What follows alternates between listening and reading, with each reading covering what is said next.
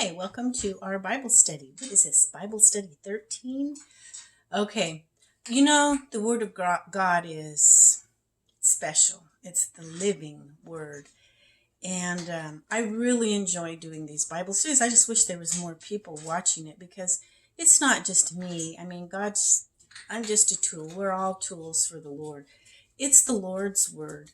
And I know that God has given me a spirit. I'm truthful with you, and things that I tell you, I'm not trying to put on a show. I'm not trying to deceive you. I'm just bringing the word as it's revealed to me. And it doesn't mean to say I might get something wrong one time or something, or not just one time, but you know what I'm saying. Because I am in the flesh. Sometimes when we're in the flesh, we maybe have a misconception or say something wrong, or sometimes words come out not the way that I intend them to turn out. But most of the time, I think they do. So, anyway, so much for that introduction. Let's get over to the book of John, chapter 7, and let's start with verse 16. We're going to go down to 24. And I want to read that much because I want to give it a little bit of a background, because 24 is really something I'm going to focus on a little bit. Then we're going to go over to the book of Proverbs, but you'll see. So let's start with verse 16. Jesus answered them and said, "My doctrine is not mine, but his that sent me." Remember, Jesus has said over and over, I didn't come of my own will. I come in the will of my Father. He's doing the Father's will. This is God's mission through his Son, Jesus. "If any man will do his will, he shall know of the doctrine, whether it be of God, or whether I speak of myself. He that speaketh of himself seeketh his own glory, but he that seeketh his glory that sent him, the same is true, and no unrighteousness is in him." That's interesting. He almost said what I said, not that I came from the Father or like Jesus or anything, but it's just that I'm trying to speak the truth to you. Jesus was more than trying. He was speaking the truth. He was part man, part God, son of man, son of God. And he was perfect. And that was why he could be the one that did the sacrifice for our sins, because he's the only one that was perfect. It had to be a perfect person to give that sacrifice, and none of us are perfect. Boy, Satan thought he had us, didn't he? But God's a little smarter, quite a bit smarter than Satan. And he had his Son in mind all along. So let's go on, verse 18. "He that speaketh of himself seeketh his own glory, but he that seeketh his glory that sent him, the same is true, and no unrighteousness is in him. Did not Moses give you the law, and yet none of you keepeth the law? Why go ye about to kill me?" The people answered and said, "Thou hast a devil. Who goeth about to kill thee?" I'm sorry, but that kind of reminds me of the mainstream media. They're trying to say all this stupid stuff like, "Why do you say that? Why are you calling us the fake news?" When they are, and they say, "Well, we're not going about to kill you." Well, that's exactly what they ended up doing. And Jesus knew what was in their hearts. Jesus answered and said unto them, "I have done one work, and ye all marvel. Moses therefore gave unto you circumcision, not because it is of Moses, but of the fathers. And ye on the Sabbath day circumcise a man. If a man on the Sabbath day receive circumcision, that the law of Moses should not be broken, are ye angry at me, because I have made a man every whit whole on the Sabbath day?" So before we get to verse 24, let me explain. These Jews here, they get after Jesus because they're always trying to find something to pick at him about, to make him look like he's not real and not the real thing. Wow. Isn't that what Satan does even today? For Christians, they say things about us that aren't true. Just like Nero said it was the Christians that burned down Rome, and when really it was him. But he wanted to make them look bad. Well, they want to make Jesus look bad because they don't like him. I could say more, and I think some of you know what I'm thinking about that, but we'll go on. Oh, I wanted to explain too. They lived by a law where on the Sabbath they couldn't do any work or anything, but they also had to, according to their law, circumcise the man child on the eighth day. And if the eighth day happened to fall on the Sabbath, they had to go ahead and do the circumcision because they didn't want to break that law. So Jesus is saying, well, why are you mad at me? Because I healed someone on the Sabbath day. I was making him whole.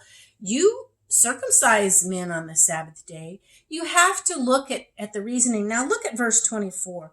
Judge not according to the appearance, but judge righteous judgment. People are really bad for judging. Maybe it's just a human trait, a weakness that we have. But it is so easy to judge others, say, oh, look what they're doing. What a sinner they are. I'm not going to say who, but I knew someone very well who was a woman living by herself. And it's really hard to make ends meet when you are by yourself. So she had a friend that was a woman that lived with her. And so people started saying they were gay. She's gay. She's got a woman living with her and all this. Well, I happen to know very well that was not the case. And the woman that lived with her actually went into the bathroom to change her clothes. There was nothing like that going on. But you see, people tend to judge others. They're not judging they're judging according to appearance, not according to righteous judgment. And we need to watch that ourselves, folks. Even us as Christians that try not to do these things, it's easy to judge others, and we shouldn't do that. We can't always go by appearance of things. We really have to be careful about how we judge others. But that was a main point that I really wanted to bring to you. And then I want to go over to Proverbs, the 8th chapter. Now, Proverbs, John is in the New Testament, but Proverbs is over in the Old Testament. Okay, so go over. It's right after Psalms. This is my big study Bible. I should have my little Bible because I can flip quicker through it than this big one with all of these little study things. The 8th chapter. Is everybody there? And we're on the 13th verse. The fear of the Lord is to hate evil. Now I want to ask you a question before we go any further. What do you think the fear of the Lord is? What is the fear of the Lord? Is it being afraid of God and cowering down and saying, I'm afraid of you, I'm afraid of you? Is that what the fear of the Lord is? Well, there's a couple different answers to that, but I'm going to read you one of them today. Okay, the fear of the Lord is to hate evil. Okay, hate and pride and arrogancy and the evil way. And the froward mouth do I hate. Okay, so the fear of the Lord is to hate evil. Sometimes we get misconceptions. When you first look at something, just like judging on the appearance instead of a righteous judgment, sometimes we just see something, we think that's what it means. Even in studying the Word, just because of things that we've heard.